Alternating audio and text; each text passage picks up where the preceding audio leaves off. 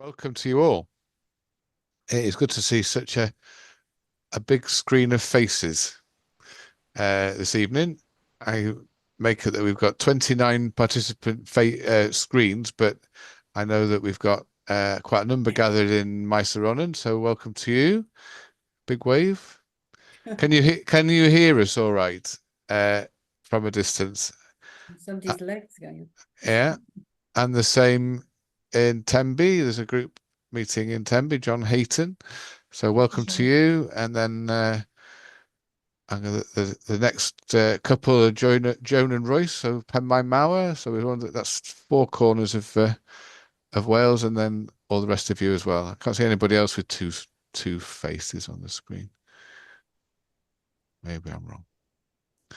Well, this evening we're really delighted to welcome Kathryn Price, the Reverend Dr. Kathryn Price, to give her a full title, who's maybe introduce herself, but I can say that she's a retired minister living in Flint in North Wales. And we've invited her to talk this evening about dementia and dementia-friendly churches as part of our series of More Able Church. So I'm not going to say any more. I'm going to hand over to Kathryn to lead us through the first part of the session, and then as people have been before, you'll know that we spend some time in smaller groups in breakout rooms, have a little break, and then there'll be plenty of other time for discussion and to ask questions before we aim to close just before 9. So, Kathryn, welcome. Thank you. And the first thing on my timetable says devotions. And I'll do that before I introduce myself because it doesn't matter at the moment.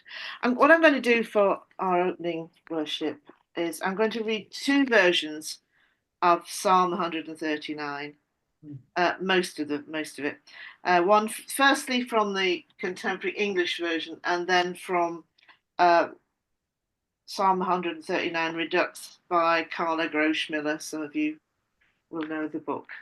And then we'll just have some time of silence to reflect on the words and what they mean particularly this evening when we are thinking about dementia. You have looked deep into my heart, Lord, and you know all about me. You know when I'm resting or when I'm working, and from heaven you discover my thoughts. You notice everything I do and everywhere I go. Before I even speak a word, you know what I will say. And with your powerful arm, you protect me from every side. I can't understand all of this. Such wonderful knowledge is far above me. Where could I go to escape from your spirit or from your sight? If I were to climb up to the highest heavens, you would be there. If I were to dig down to the world of the dead, you would also be there. Suppose I had wings like the dawning day and flew across the ocean. Even then, your powerful arm would guide and protect me. Or suppose I said, I hide in the dark until night comes to cover me over. But you see in the dark, because daylight and dark are all the same to you. You are the one who put me together inside my mother's body, and I praise you because of the wonderful way you created me. Everything you do is marvelous, of this I have no doubt. Nothing about me is hidden from you. I was secretly woven together deep in the earth below, but with your own eyes you saw my body being formed. Even before I was born, you had written in your book everything I would do. Your thoughts are far beyond my understanding, much more than I could ever imagine. I try to count your thoughts, but they outnumber the grains of sand on the beach. And when I wake, I will find you nearby. Look deep into my heart, God, and find out everything I am thinking. Don't let me follow evil ways, but lead me in the way that time has proven true.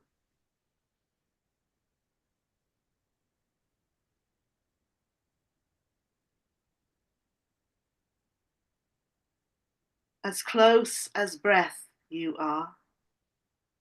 The mystery of your being so intimate, so strange. A silken veil obscuring vision, a compelling luminescence that will not be solved. You are the light and the veil. You are the weaver and the cloth. You are the dancer and the dance. There is nowhere you are not. There is nothing not in you. All of time and space cohere in you. The smallest particle of the largest galaxy, the mite and the mammoth, bear your imprint. From before conception, you order our being. We are a wonder, a miracle in flesh and blood, bodies that bruise and heal, minds that grasp and grow, hands that care, craft and create. We reach our limits, and there we find you. We contract to the still center, there you are. Blessed are those who seek you, and blessed are those who sense you. Blessed are those who, catching the light from the corner of their eyes, turn and face you. Blessed are the barefoot. Blessed are those who cover their heads. Blessed are the lips that sigh, holy, holy, holy. Spend some moments together in prayer.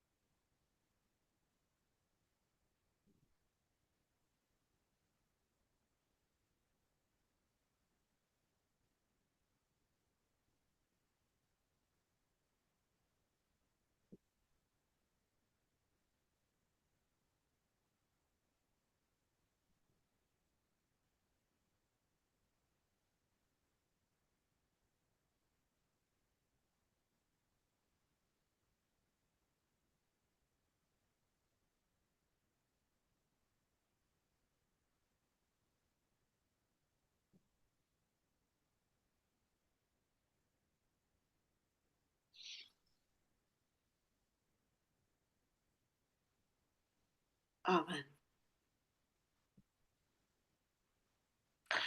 Well, noswaith dda. Good evening. Sun's out there. Yes, as David said, I am the Reverend Dr. Kathryn Price. Kathryn. And some of you have known me at different stages of my life, but I thought I'd just give you a quick sweep through. Born in the Northeast. I did languages at university, worked in the Theatr Clwyd on all sorts of different things. I was a breastfeeding counsellor and an antenatal teacher for NCT. And then I worked for Age Concern in Chester. All those things while I was bringing up 3 children. And then I went into ministry and I've served. I'm one of a very exclusive number. I think there's only 2 of us now. John Humphreys was one of them, who have served in England, Wales, Scotland, and England. Different ministries in different places, and then came back to Wales.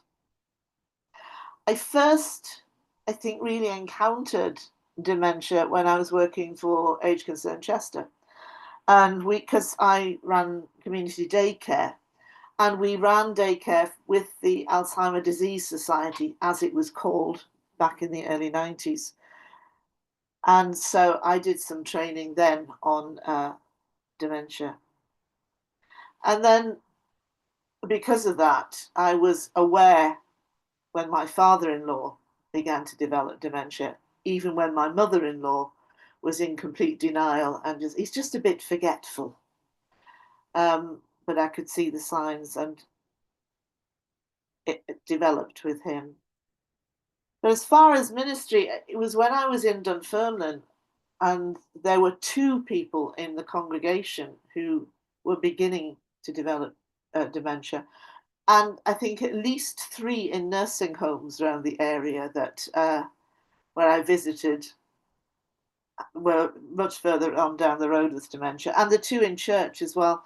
So that's when I started to explore a bit further about what dementia, how faith and dementia mixed.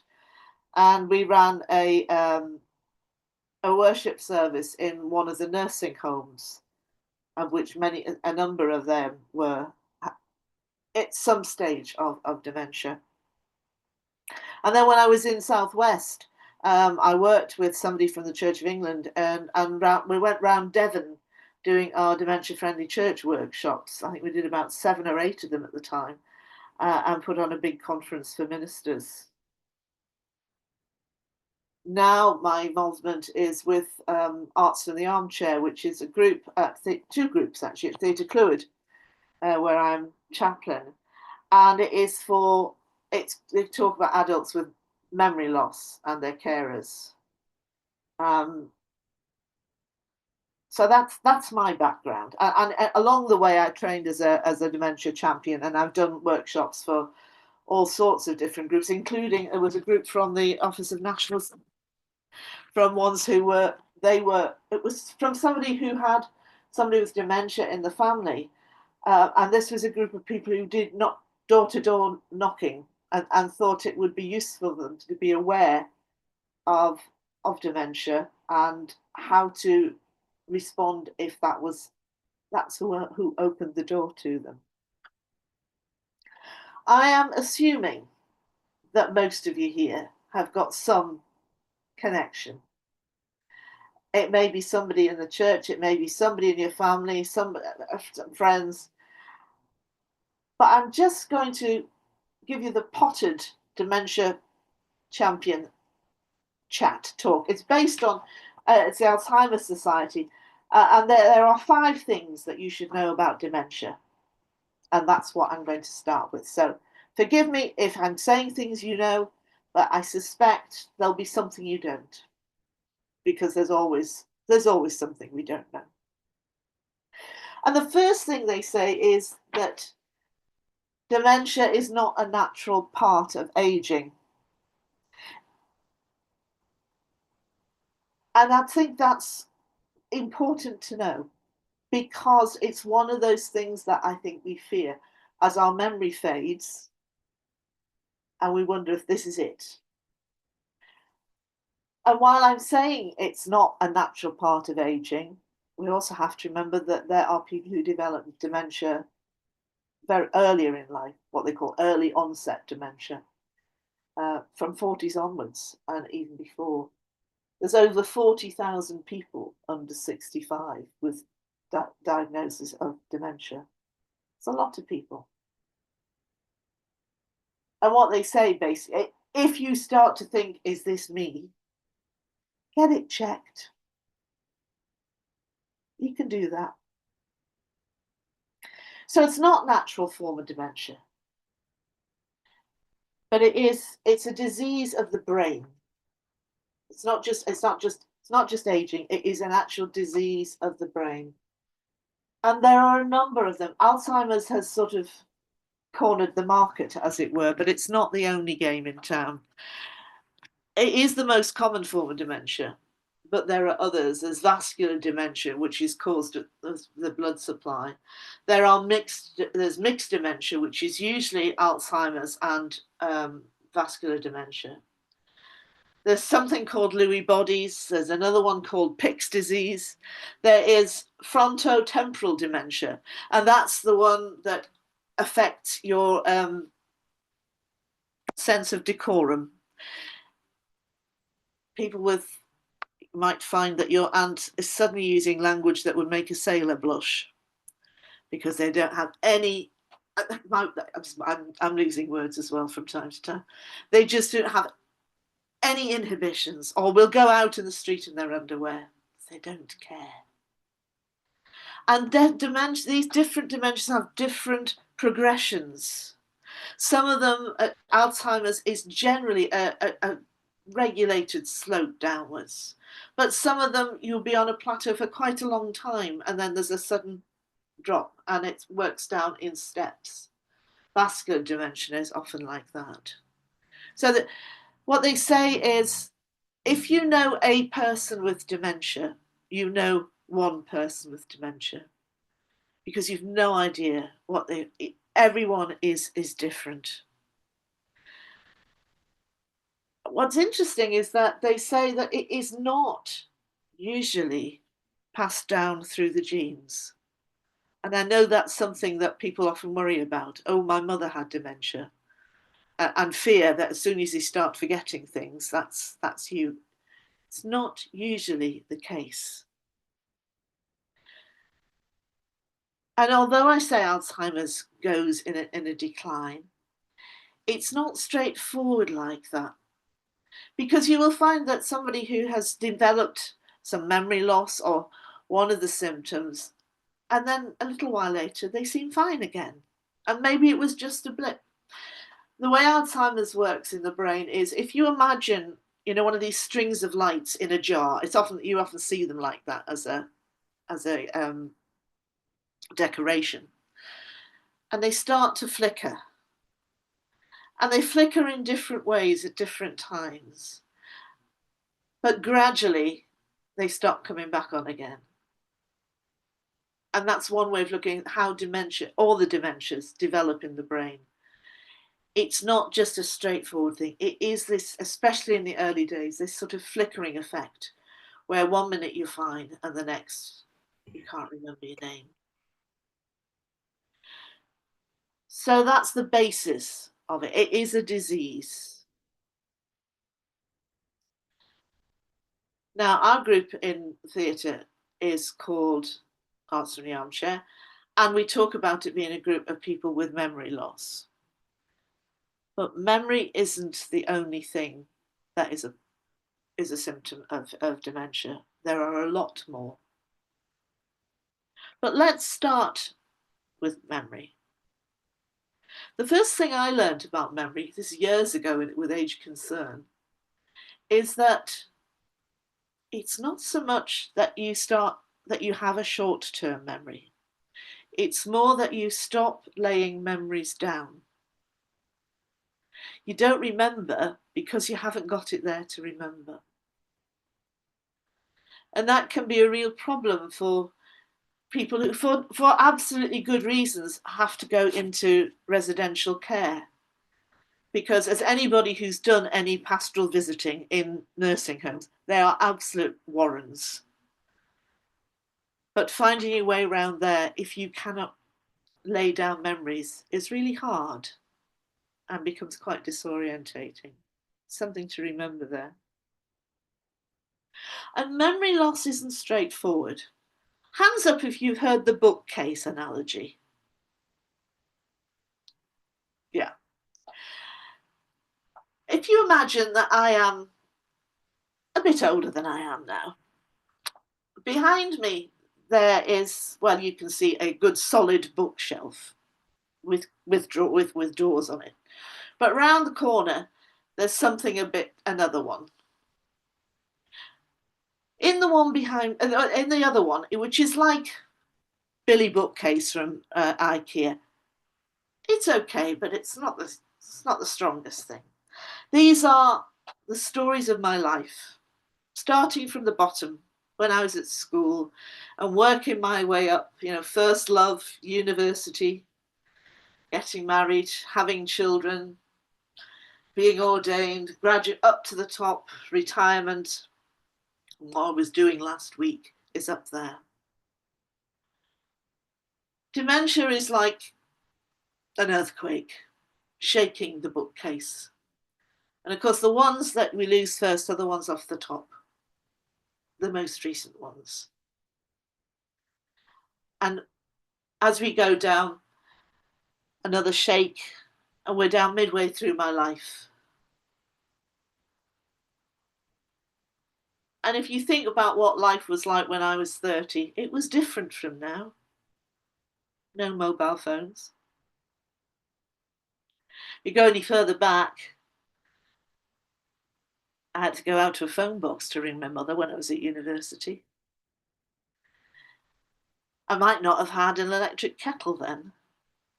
So if I'm going to make a cup of tea now, and that's where my memory is, it's not unknown for people with advanced dementia putting electric kettles on the stove, because that's how they heated water in the times that they can remember. The other bookcase, the solid one, represents the amygdala. The Billy bookcase is the hippocampus. The amygdala is what preserves memories of feelings, and it's much more solid. And it's quite important, this, because if I went to see my mother who has dementia, and it's not been an easy one, she's been difficult, not her fault, but you know, sometimes we just lose patience. And you go, oh, mother, well, I've got to go now. Anyway, I'll see you tomorrow. And you think, it's fine, she won't remember. She might not remember you've been, but what she's left with is a feeling of having been a nuisance without the memory to work out what it's about. Think about that. The positive side, you could take, I could take my aunt to the beach and we'd have a lovely day, have an ice cream, we come home, and I'd say, well, wasn't that lovely? Did you like the ice cream? I don't know what you're talking about. I've been here all day. And you go, oh. But actually, she knows that she's loved. She might not know she's been to the beach, but she knows somebody cares for her. There's a wonderful example in the Cadbury's hazelnut advert where he says, my daughter used to buy me this. He thinks he's talking to his wife. And we always had a laugh because I never liked nuts, but it made her happy. And she just said, it does. And that's because the feelings stay. There are lots of other symptoms, though, beyond memory. There can be difficulties in concentrating, which means that planning and thinking things through becomes difficult. Sequencing things, following a recipe, making a cup of tea even. One of the exercises when you do workshops as a champion is getting people to list the stages in making a cup of tea. And it's surprising how many there are and how many there are problems with. There are issues with language. Some people do lose language or struggle to keep the words or follow a conversation. A very common symptom is problems with perception. So a large black mat at the entrance to a shop could actually look like a bottomless hole to somebody, which would make actually persuading them to go into the shop very difficult. Or do you remember those 70s swirly carpets could actually look like a pit of snakes? It's almost like hallucinating that happens. With the sequencing, people find trouble getting dressed. And mood change. Possibly because of all these different things going on. People can get more sad, more upset, more frightened than they would normally. And these things do get worse as you go along. But the fourth thing that Alzheimer's Society wants you to know is that people can still live well with dementia. One of the people in one of the films on their website is a friend of a friend of mine. She lives in Connors Quay. she had a very difficult marriage, and when that ended, she got an early onset diagnosis of dementia, and her life has opened up since then. She has been around the country talking to doctors. She's had more confidence since she got dementia than she had before. There are so many things that can help people, even if they're living on their own. The electronic devices, you can set alarms for all sorts of things, whether it's drugs or even eating in some cases when it's time for bed. There are notes that people can put over the place to tell them where things are. There are all sorts of different things that can make life so much easier. There are drugs that will delay, but there's still a lot of testing going on there. And it seems barely a week goes by without something being announced on the radio. Keeping alive and healthy, active and healthy, exercising your brain is my excuse for doing puzzles on my laptop. All things that actually keep the brain healthy, but also keep you healthy. And there are so many groups now, like my after group, Arts in the Armchair. There is Singing for the Brain. There are also some of the groups, some of the couples that come to that, they actually go to something almost every day during the week, where they know they are welcome. And one of the things we have found at the theatre is that people come even when their partner has died, because this now is their tribe. Because even though they are no longer caring for somebody with memory loss or dementia, they're with people who know what it's like. And they can also offer a bit of support to those that are still on that journey. And some of them take a long time to go down the route to the point where they cannot come anymore. And some go very quickly. But you can still live well. Whether you're still in a couple or whether you're on your own, there are ways of doing it. And there's a hope in that. The last thing that Alzheimer's wants you to know is that the Alzheimer's Society is here. And it's not just them. There are lots of sources of help and support, and the groups that you can find. If you go into your town hall, you'll find that the number of groups that there are for people who've got dementia of some kind or another. It is something that is now in the open. And people might be afraid of it, but not ashamed of it in the way that I think was the case at one time. So that is my picture for you. One or two other things I can say later on, but that's the basics. The 5 things you need to know: that it's not a natural part of aging. It's caused by diseases of the brain. It's not just about losing your memory. You can still live well with dementia. And there's a lot of support out there when you get the diagnosis. I have got 4 questions. And those questions are they all start the same. It starts with, given what you now know, or always knew, or understand about dementia, is there then anything you might want to change regarding your worship, your church building, your pastoral care, or your community outreach in order to be more dementia friendly?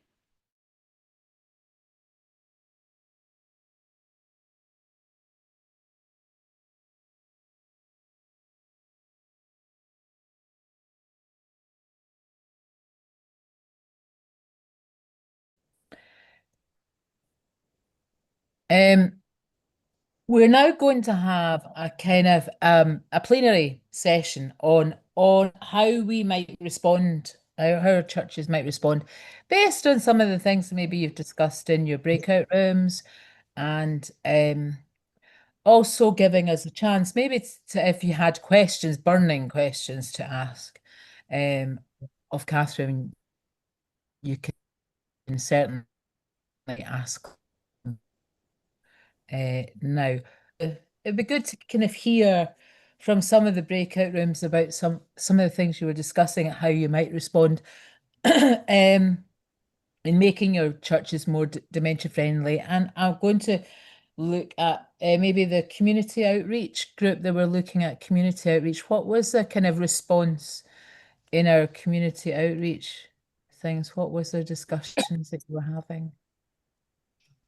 We apologies to those in my group. My internet went a bit weird just as we were leaving, so I may have missed final thoughts. But we talked about a number of things, including church hosting a dementia choir. We talked about an experience at Sketty where they were hosting a dementia group, but they moved elsewhere because they have no parking, and public transport can be difficult. We talked about signage and how I recall from my experience that icons that you may find on toilet doors can be difficult to interpret by people with dementia. So having toilets written on a door is super useful. And things like consistency. So if you're hosting or running an event or multiple events, that if you change things, you're mindful of how people find their way around.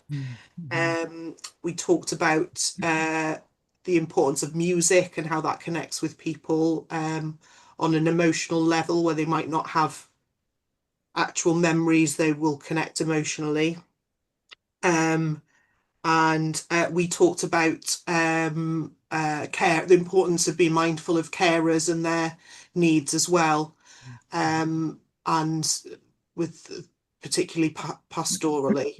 But I think the biggest theme that came up through our discussion was just about being flexible, and I think this is a theme from quite a few or more able church sessions, is being flexible about what people need and responsive to that, to how that might change over time. That's interesting. Thanks, Megan. There's quite a lot of crossovers, I'm sure, in all the things that we're talking about. What about the group that we're looking at in our pastoral care? It was group 3. Well, I don't know which group it was, but it was my group. And one of the things, of course, we acknowledge is that it's not just about being dementia friendly. Isn't just about the big things like running dementia cafes and all of this and dementia services, but we have members who've got dementia, and sometimes that's helped because congregations often know each other well and are prepared to put it and understand. We had in Dunfermline one of the people who had dementia. She used to walk around during services, and people were happy with that, and that's one of those things. But the other thing is actually remembering the carers and their needs, and especially if it comes to the point where somebody needs to go into residential care, because often that is the case, especially as people get older and they cannot care for the other one, is to be support. It might be giving lifts to the home. It could be all sorts of things, but sometimes it can be taking the person with dementia out so that the carer can just flop in their own chair, rather than the only time that they have to themselves is when they go to the hairdressers, because I'll sit with him while you go to the hairdressers. So yeah, that sort of thing. And looking at, so we didn't discuss, but it suddenly occurs to me, if people had, real passions, find somebody who can talk, Wrexham football with them or whatever, trains, somebody who doesn't mind being bored witless with some of these, but will actually, make those connections. Yeah, thanks, Kathryn. the group that were looking at their buildings. So that was the group that I was facilitating. All bar one were from the same church, whether that was by accident or design, I'm not sure. But that kind of helped to people knew the layout of a building. And we got hung up a bit about toilets because that was the thing that people felt was the most difficult part of the building to navigate to because of the layout. Interestingly, the suggestion was that pictures rather than words might help, but I'm not sure. We perhaps need some guidance about whether what is the right line on that. Both actually, Both, David, because yeah. some people don't Yeah. read, and sometimes, I mean, some pubs have got the most obscure signage, but yeah. And the other thing is Exactly. to actually put a sign on the door that says the way out of the toilets. That's a helpful one. One of the things that we did note, and this is a modern life thing, is that because of the advent of eco-friendly lighting, sometimes the light doesn't come on until you walk into the toilet. And if you're this thing about contrast and dark spaces, and so you might not want to go into a room that's pitch black, because particularly in some churches, modern buildings, toilets don't have any windows. And so that can be quite confusing. I mean, I find it confusing sometimes. You go in there and you try and wave at the sensor, but if you're already a little bit, disorientated and confused because of the illness that you've got, then that could be quite a challenge, I would imagine. Things you don't think about, isn't it? We talked about, familiarity, layouts of buildings that are familiar, that to keep changing things round, make passages easy to navigate. And then we touched on other things as well, like, thinking about the needs of carers and finding out what people would help, finding out from people what they would find helpful, rather than assuming. And there's some of the basic things that we've talked about in lots of these sessions, isn't it? Not doing things to people, but doing things with people. And making sure that you don't make assumptions, because everybody's needs are different. Yeah. In my group, we were looking at worship, and we kind of, we had a whole range of things relating to worship as well as the actual worship. So we looked at, we talked about music and the fact that traditional hymns would tap into a memory, especially if they didn't need hymn books and there were known hymns that they could sing the words easily, All Things Bright and Beautiful being one example that was talked about.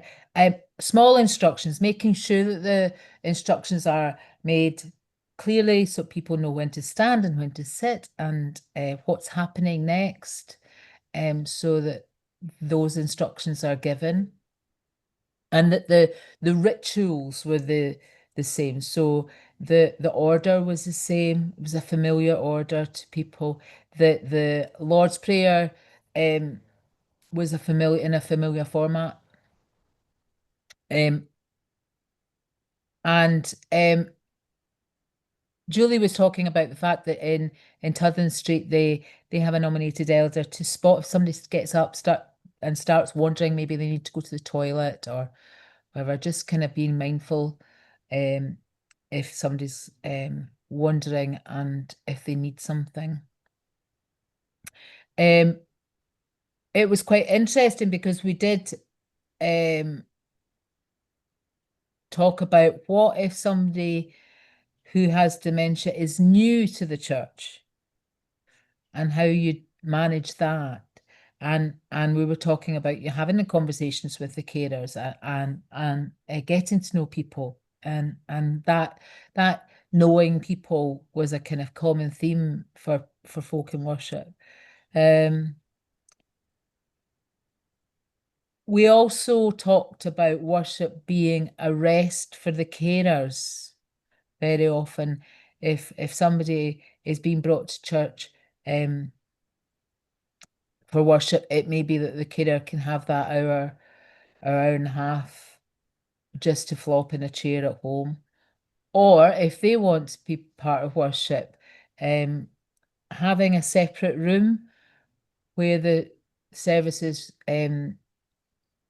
relayed in, where they can rest but still worship, but in a separate way, knowing that their person that they're looking after is looked after by somebody else in the church. But I think when we were saying now, it's getting to know people, asking, especially I think how Marion was sharing how hard it was to talk about in the early days about, oh, my mother has got dementia, or has the beginnings of dementia, and sharing that with people. And so the more we know people, the easier that is for that conversation to happen. But it's an important conversation to happen, and supporting the carers in all of that as well. And we also talked about maybe providing twiddle muffs for people if they needed it, and offering that kind of something to fidget with, being quite helpful for what within worship.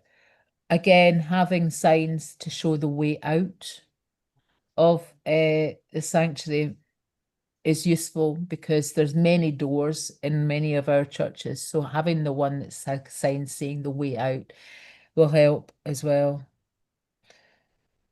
So that was quite a range of things actually we got through in our 4 different groups, and I think quite helpful, and some crossover, I think, in many ways. Can I add something on the worship, Judy? Yeah. Because there are 2 signs. There is dementia-friendly worship, which is aimed at people with dementia and their carers, and that's, that is the familiar hymns, and sometimes show and tell, bringing things for people to look at and feel, that to bring back memories. But worship on a Sunday, I mean, I look at it like all age worship. All age worship, it is not all aimed at toddlers. And the same with all abilities worship. Yes, have a familiar hymn and that, but also have a place where somebody who's losing it can just wander off and sit and do something else. And the other thing is, when it's elders or people in positions have had regular jobs, finding ways of helping them carry on with those as long as possible. They're handing out the hymn books, taking to the collection, serving communion, whatever. If there are ways for them to keep that dignity for as long as possible, as it is a way, without treating them all like children, but it just that's quite important. That's important. Yeah, thanks, Kathryn. That's brilliant. And it's interesting, because you almost assume you keep the ritual and don't do the kind of interactive stuff, but actually maybe the interactive stuff is as helpful as having the familiar rituals and things. Carol, are you muted, Carol? At least you can see me, because I was obliterated in the breakout room. No, it's something you raised, Judy. It's really important of safeguarding, if they've been dropped off, knowing who is going to pick them up. Yes. Yeah. Yes, I talk about that in safeguarding a lot. Is that, we hear quite a lot of people with dementia who have just managed to walk out of somewhere. So if we know who is going to be able to pick them up, who is going to be collecting somebody, then that can be a really helpful safeguard for people with dementia. And ideally, having some kind of an emergency contact, so that you can get in touch with somebody if there's a problem during worship, or during any of our activities, is kind of makes sense. in a way, because we want to be able to get hold of somebody if we need to. Are there any other questions that we want to maybe, or comments that people want to make that they feel haven't been shared? Judy, that point about emergency contacts is something that I think we did in Holywell just as a matter of routine, because we realised that quite a lot of our members were perhaps elderly, vulnerable, and who knows what might have could happen. So we kept a emergency contact log locked away in the filing cabinet just in case. And that, I don't think there's any reason why you can't do that. Just think for you the need safety of everybody. Yeah, obviously you need to have consent for that, and GDPR. Oh yeah, I mean, it was people offered their information. It wasn't something that we just acquired and kept. So Yeah. Johnny has put into the chat, Spiritual Elder Care on YouTube has a collection of well-known hymns presented in a dementia-friendly way. That's helpful. Thanks, Johnny. I'm wrestling with the suggestion that people carry on doing what they have been doing. There's a reason I'm wrestling. We had a lay preacher in the church that I know who, in a sense, carried on beyond the point where perhaps they ought to have been invited to carry on. And I don't know whether we have a way of recognizing or acknowledging that people are no longer able to fulfill the responsibility they might have been fulfilling, and how we acknowledge that sensitively and graciously. There's no easy way through that one. And partly want to say, yes, let them carry on doing what they've always done, but there comes a point where that might not be the best thing. Yeah, absolutely fair point. Yes, I mean, and it's an issue that I know in one of the churches up this way. No, I mean the ones I mentioned were doing the welcome and the collection and those sorts of things. But yes, it's within reason, and whatever is fair is that. Yeah. And I suppose it's supporting them to carry on doing as much as they can within worship, but maybe that's again the conversation with carers. Yeah. And there's something about letting, again, I think what Kathryn was saying about, that people with dementia are still people, and actually allowing them to be who they are rather than pretending anything else, and allowing them to be where they are on life's journey is part of that. Yeah. Thanks, Stuart. I say that there can be a danger possibly of allowing people to continue beyond when they are still able to do the job properly in certain key roles in the church, not necessarily in worship. And it is not a kindness really to say to somebody, oh, can you go on for another year or so? Can you go on with this? When they are themselves perhaps realizing that they cannot do it, or it is taking so much more time and effort to do the job than it used to. Yeah. Thanks, Jeff. That's a good point as well. And it's pastorally working that through, I suppose, again. Carol, last one. Taking a step right back, but we're talking about asking carers about things, but actually early on in dementia you can ask the person with dementia about a lot of stuff and just finding out what their wishes are. Yeah. I was going to say they're human beings. Yeah. That's a sign when you can't, but that shouldn't be the default from the beginning. No, and I don't think it's about, again, it's knowing people and treating them with respect and dignity. Thank you, everyone, for sharing. That's been really helpful. I'm going to leave it to Kathryn now to just summarize, do a quick summary. Well, that's brilliant. I mean, I've made some notes for myself on the 4 subjects, and you've pretty much covered them, so that's okay. You might want to look at, I don't know if where you are, there is a dementia-friendly group in the town who will they do awards, dementia-friendly churches, and that it's worth doing because it makes you look at what you're doing, and it also signals to other people outside that you are thinking about it and you are a safe place to come. But I would say, you don't rest on your laurels. You need to revisit this and recheck it regularly.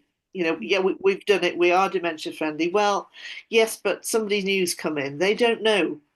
Just keep doing that and keep yourselves informed and keep everybody informed. There's a lot of help out there. Alzheimer's.org.uk. There is, then dementiafriends.org.uk. Christians on Aging, if you can get their website to scroll down, which I couldn't today, but they've got quite a lot on dementia there.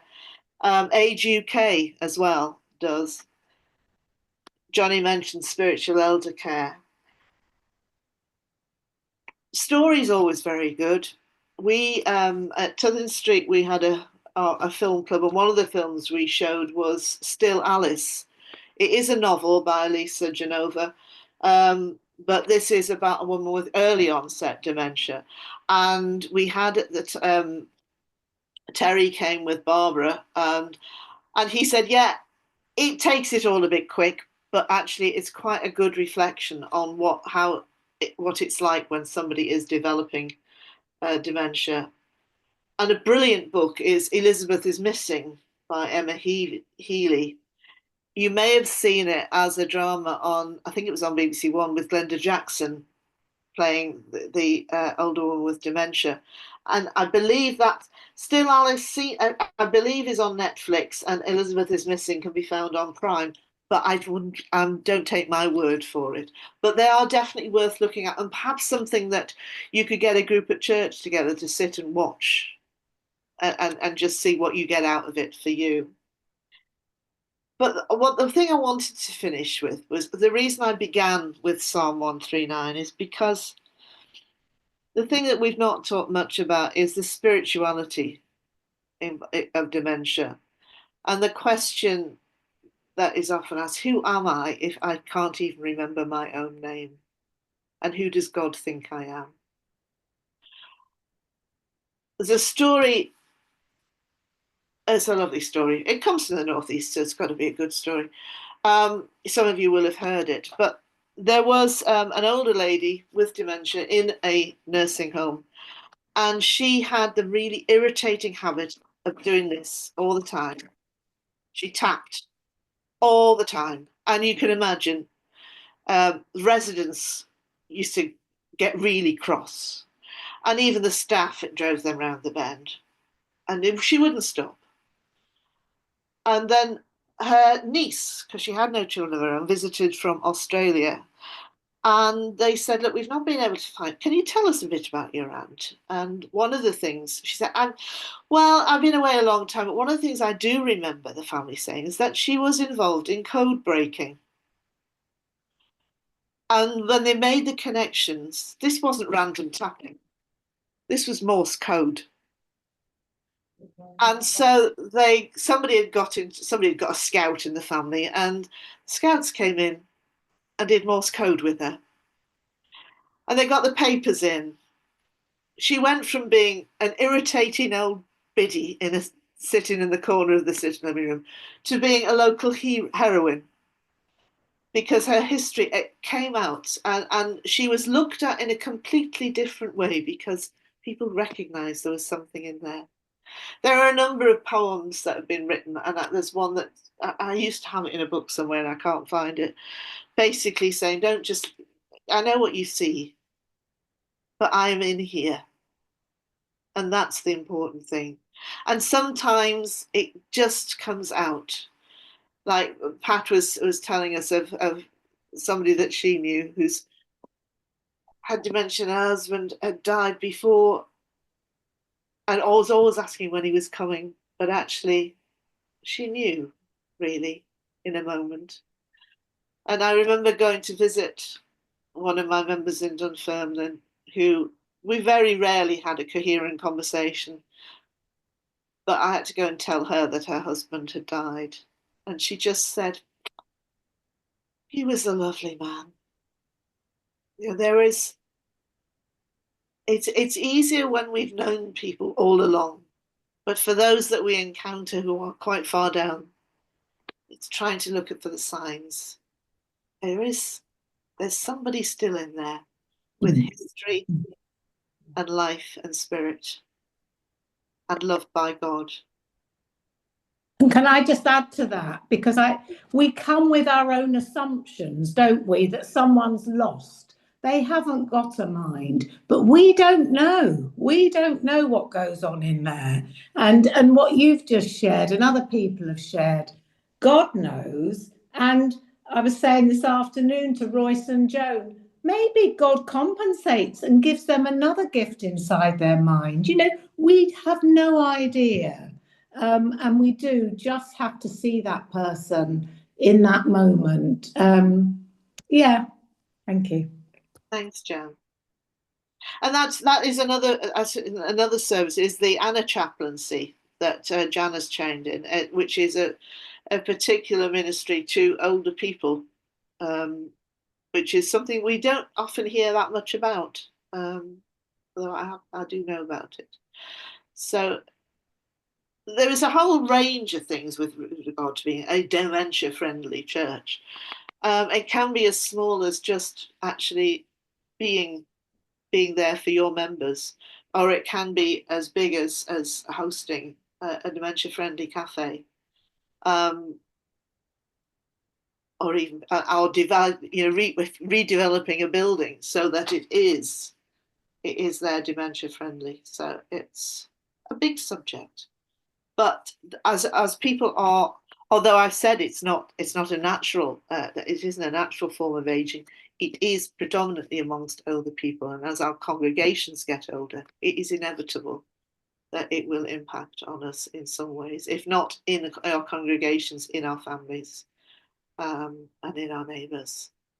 So, thank you for coming. Thank you so much, Kathryn. That was thank you for giving your time and your insight, and to everybody who shared. I chose a short passage, and the more that you talked, the more it seemed apt just to dwell on for a moment as we pray. It's one that you will know. It's from Romans 8. Who will separate us from the love of Christ? Shall tribulation or distress or persecution or famine or nakedness or the sword or danger? No, no. In all these things we are more than conquerors through him who loved us. For I am sure that neither death nor life, nor angels, nor rulers, nor things present, nor things to come, nor powers, nor height, nor depth, nor anything else in all creation will be able to separate us from the love of God in Christ Jesus our Lord. Let us pray.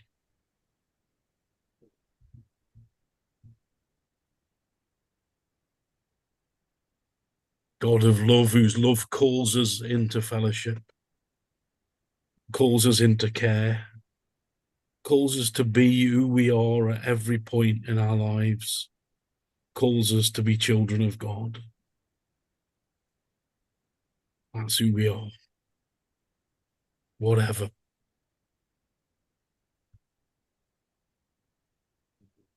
And may we be assured, and may we be able to assure others that no matter what,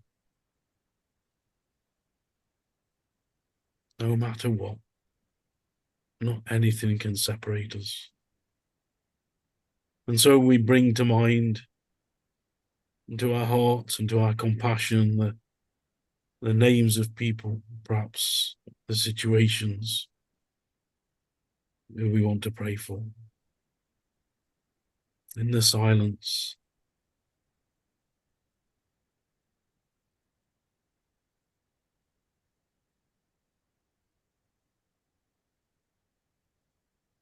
we thank you for those who through the years we've encountered,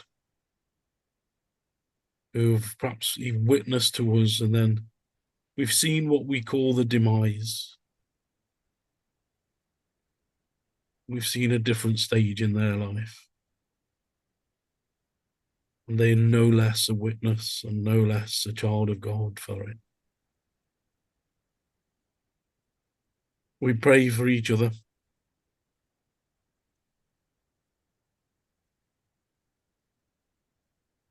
And may your peace, which passes all understanding, guard our hearts and our thoughts in Christ Jesus. Amen.